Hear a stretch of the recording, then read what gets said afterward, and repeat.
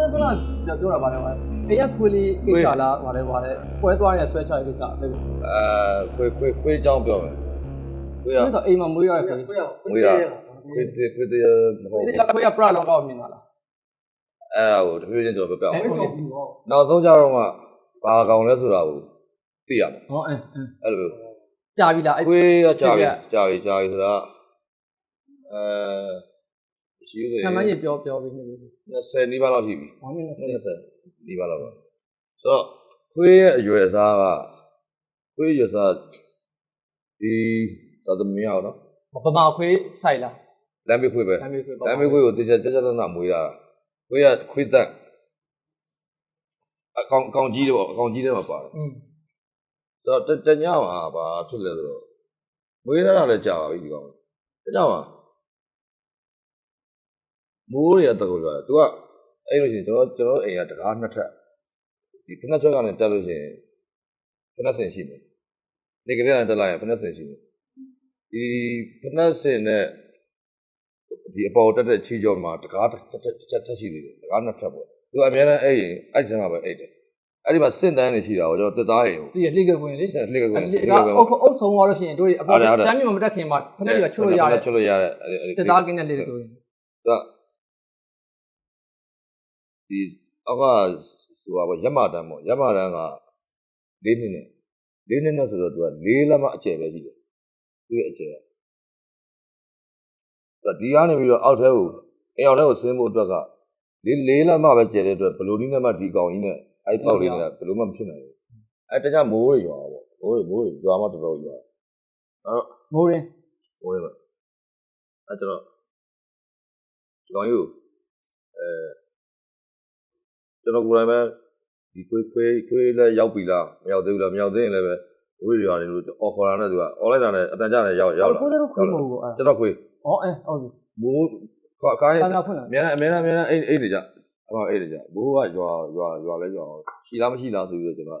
ဖတ်ကြည့်တာဒီကောင်ကြီးဒီထဲမှာရှိလားမရှိလားဆိုတော့ဖတ်ကြည့်တော့ရှိတော့စိတ်ချလက်ချတကားတွေအကုန်လုံးပိတ်ပြီးတော့အိတ်လာအဲ့တော့မိုးလည်းတိတ်ရောခွေးကြီးတန်ကြာအချိန်အဖြစ်ဆိုရင်ချိန်က2နာရီနောက်တစ်ကောင်2နာရီည2နာရီကြီးတန်ကြာတော့ကျွန်တော်ပထမ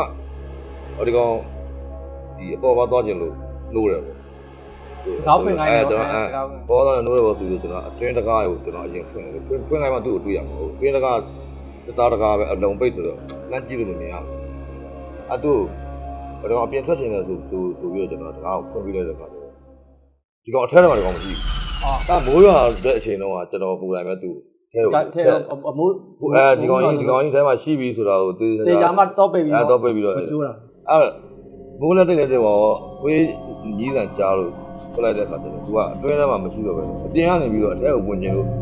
နေပြီဆိုတော့ကျွန်တော်နည်းနည်းလန့်သွားတယ်အဲ့ချိန်မှာမဖွင့်ရဘူးဘာလဲပေါ့ငါကိုယ်တိုင်ပဲပြီးတော့ဒီအောက်ကနေပြီးတော့တိုးအောင်မြေကြီးကိုချိုးစင်းလို့မရဘူးပြင်မှာမဟုတ်အဲ့လိုမဟုတ်ကျွန်တော်အဲ့တော့ကျွန်တော်ပြောပြမယ်မူးနေဟုတ်အဲ့မဲ့ရပ်မတော့ဘူးအဲ့မှာ2005ခုနှစ်ကမတော့သေးဘူးအဲ့2005ခုအဲ့တော့ဝင်နေတော့မတော့အဲ့မပွင့်ရဘူးစစ်တော့ဒီငါကိုယ်တိုင်သူ့ကိုဒီထဲကိုထည့်ခဲ့တယ်ပေါ့နော်ဒီလီကိုထဲကိုငါကိုယ်တိုင်ထည့်ခဲ့တယ်ငါတို့ချက်ပေးတယ်သူကကျင်းရတဲ့အပြင်ကိုဖတ်ချင်လို့သူခေါ်တယ်နှိုးတယ်ထင်တယ်ကျင်းလိုက်တယ်ပေါ့ဒါပေမဲ့ဖြစ်ချင်တာ तू ကဖြစ်တော့အပြင်ကနေပြီးတော့အထက်ကိုဝင်ကျင်လို့တော့နေဖြစ်တယ်ဒီမှာလည်းအပေါက်ကလည်းပဲ၄လက်မအပေါက်ပဲရှိတယ်ဘလို့လေးနဲ့မှ तू တိုးလို့မရဘူးပေါ့သူခန္ဓာဆိုတော့အဲ့လိုနေဖြစ်တဲ့အခါကျတော့ကျွန်တော်ဖွင့်လိုက်တော့အပြင်တကားကိုဖွင့်လိုက်တော့မင်းနဲ့ထဲကိုဝင်ကြလာဟောကျွန်တော်မနေရတော့ဘူးအဲ့နာမှာမဟုတ်သေးပါဘူးကျွန်တော်ထိုင်စင်းသားလာအဲ့နာအိမ်ရှိမှအဲ့ဒါကျွန်တော်တောင်းလိုက်တယ်ကျွန်တော်အဖေတို့မိတို့ကနောက်ပါထိုင်အိမ်ကနေဒီအိမ်ရှိတစ်ရှိခုလုံးမှာကျွန်တော်နဲ့အခွေးနဲ့နှစ်ကောင်ပဲရှိတယ်သူကကျွန်တော်မတင်ကြတော့ဘူးဖြစ်နေဒါငါခွေးလားစတော့မပြောက်သွားတယ်ငါခွေးလားအဲ့တင်ကြတော့ဖြစ်နေတာဒါပေမဲ့အဲ့လိုဖြစ်တဲ့အဖြစ်တွေဖြစ်လဲပြီးတော့ကျွန်တော်တကားကိုကိတ်သွားဘယ်လိုဖြစ်ဆိုပြီးတော့တကားသူ့အထဲတော့သူပြန်ရောက်လာပြီတကားကိုကျွန်တော်ပြန်ပိတ်လိုက်တယ်ပြန်ပြီးတော့ကျွန်တော်ကောင်းလေးကျတော့ကျွန်တော်မေးလိုက်မေးကြည့်အဲ့ဒီကြောင်မေးကြည့်တော့တချို့ကလည်းနောက်တာမင်းခွေးရဲ့ခေါင်းထဲမှာလည်းတစ်လုံးရှိတယ်တွေပါညာအဲ့လိုမျိုးတချို့ကလည်းနောက်ကြတယ်ပေါ့အမှန်ပြောသလိုနောက်သလိုကိုဖြောက်တိုင်နေပါကိုဖြောက်တိုင်နေပါအဲ့လိုတစ်လုံးရှိလိုက်ရရှေ့ရလိုက်မယ်လို့ပါ မဟုတ်ပါဘူးလို့တကယ်ပြောပြတာပါလို့ကျွန်တော်တကယ်ကြုံခဲ့တဲ့အကြောင်းတကယ်လို့ဒါပေမဲ့အဲ့ဒီမှာ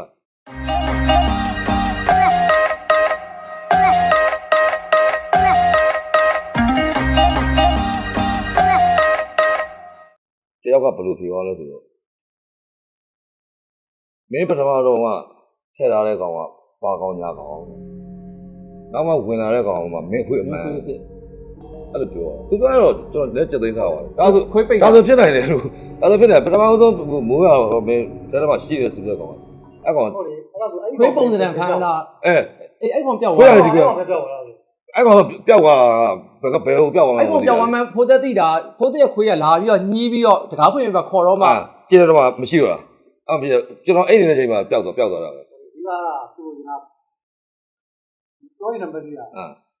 အဲ့ကောင်ကြီးပါလေကိုနေပြောလိုက်တော့လေဟာနောက်ခွေးရအစ်စ်လားရှေ့ခွေးရအဲ့ဒါပြောတာနောက်ခွေးရအစ်စ်တဲ့ရှေ့ခွေးရဘာကောင်ကြီးအဲ့ဘာကောင်ကြီးပိတ်ကြတာခွေးသေးရလားဒါမို့အဲ့လောကတယောက်ကခွေးလောကတည်းကခုလို့ထင်တယ်ပါခွေးပဲခွေးမှအဲ့ဒီကျွန်တော်ခွေးမှကျွန်တော်ခွေးပဲဒါကြောင့်မို့လည်းပဲကျွန်တော်ငယ်တဲ့ဖက်အိတ်နေတဲ့ခွေးလေးကျွန်တော်သိတာပေါ့အဲ့တော့အရင်ဆုံးမိုးတွေကတော့ကျွန်တော်ကိုယ်တိုင်ပဲတိတ်ခဲ့တယ်ဖတ်ပေါက်ကိုမရှိဘူးတမ်းပြီးတော့တကားကိုဖွင့်တော့သူကအဲဒါမှမရှိပဲနဲ့တရားနဲ့ထဲကိုဝင်နေလို့ဖွင့်ခါတယ်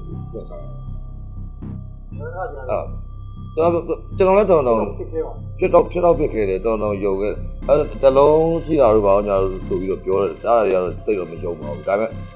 အဲ့တယောက်ကပြောတာအဲ့ဒါပဲဘာကောင်းညာဆိုတော့ဘယ်လိုပြောတာတရက်လို့ပြောလားတစ်စီလို့ပြောလားဘယ်လိုဘာကောင်းညာကောင်းဆိုတာဒီပုံပြောင်းလာတဲ့နာနာဘာဝတစ်ခုပေါ့လေပရာလောကပဲနာနာဘောကပဲဟိုနေကားတယ်ဟိုအဲ့လိုဒီလိုလုံးဝပုံပြောင်းဖို့ဆိုအဲ့ဒါဖြစ်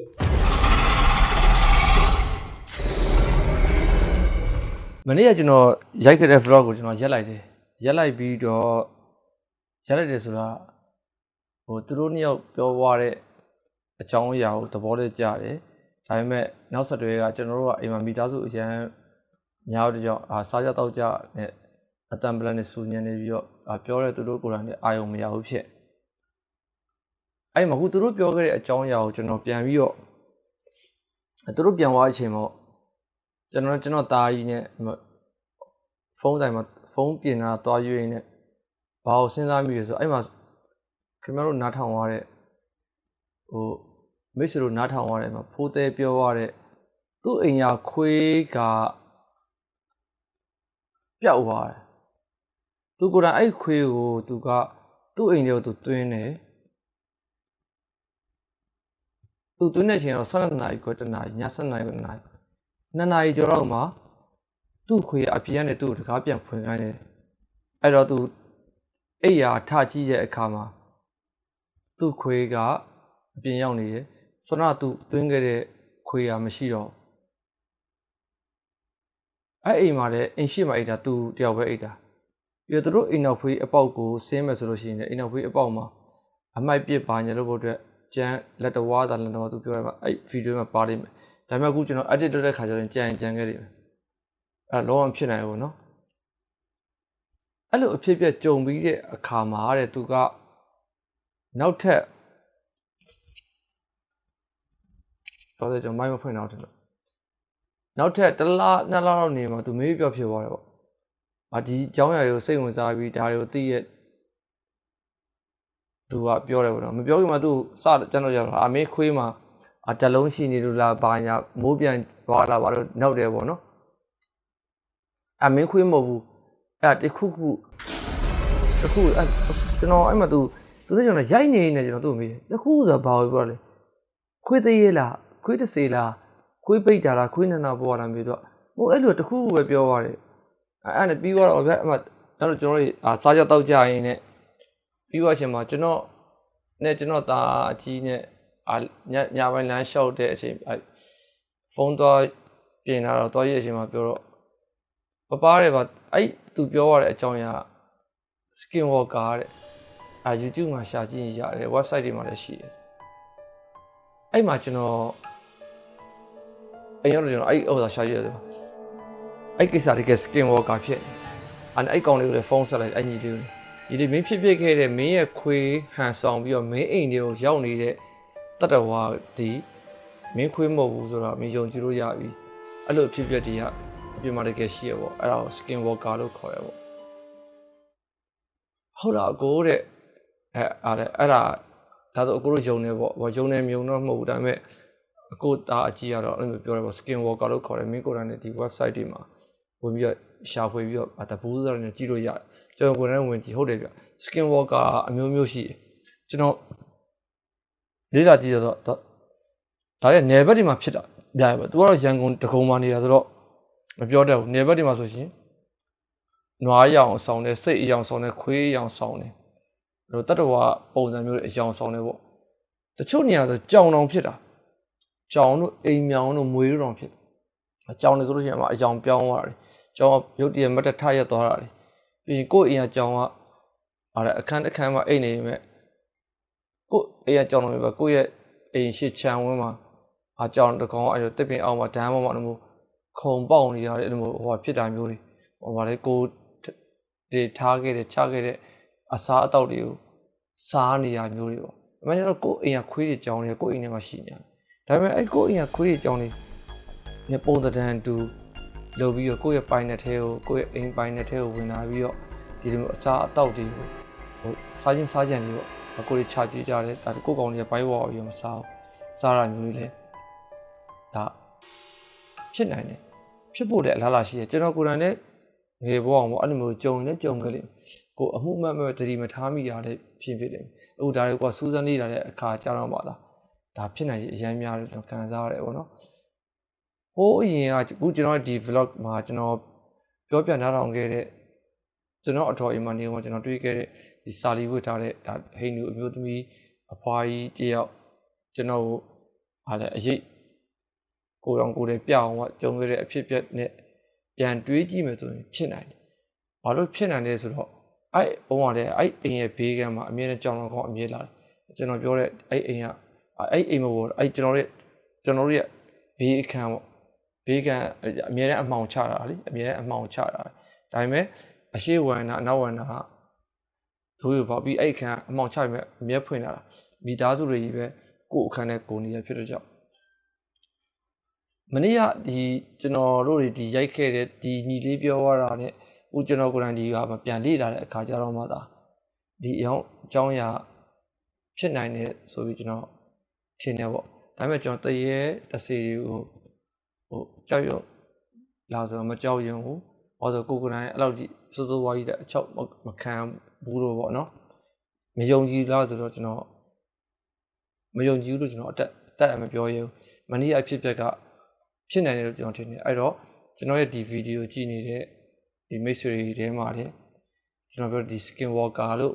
ဒီအနောက်နိုင်ငံတွေမှာသုံးပြတဲ့အသုံးလုံးပေါ့မြန်မာပြည်မှာတော့ဘယ်လိုသုံးလဲတော့မသိအဲ့အသုံးလုံးလည်းအဲ့လိုမျိုးအဖြစ်ပြမျိုးတွေကြုံခဲ့တဲ့ဖြစ်စေ